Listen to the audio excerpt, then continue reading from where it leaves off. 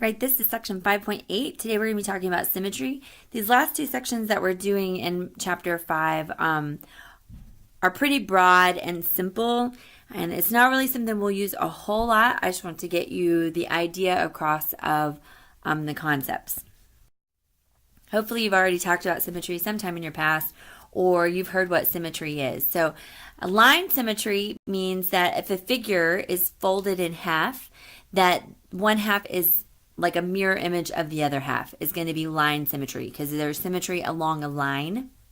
And that line is called the line of symmetry. That's the imaginary line or mirror where the line symmetry happens. Happens a lot in nature. God is a big fan of line symmetry. He's also a big fan of rotational symmetry. Now, rotational symmetry is if you've got a piece of the figure that repeats itself when it's rotated around a 360-degree central point. Okay, so if it repeats itself in a normal, a specific number of times it repeats itself, then that would be rotational symmetry. Think like a flower petal. It is rotational symmetry, while a butterfly is line symmetry. So sometimes we'll be drawing figures with line symmetry, so these are going to be pretty simple. So you have the half that you're given here, and you have your line of symmetry down the center. And now all you're going to do is you're going to copy to the other side, like a mirror, the exact same thing that's on this side. So we're going to go out and out. It goes up and curves.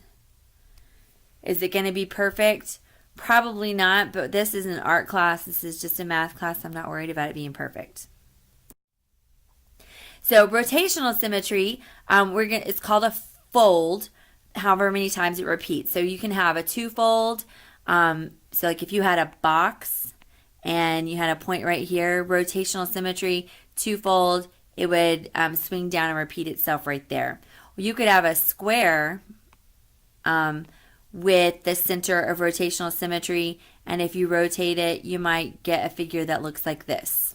Okay, so here I have this little teardrop, and we're going to do a four-fold rotational symmetry around that center point here, which means we're going to repeat it 4 times.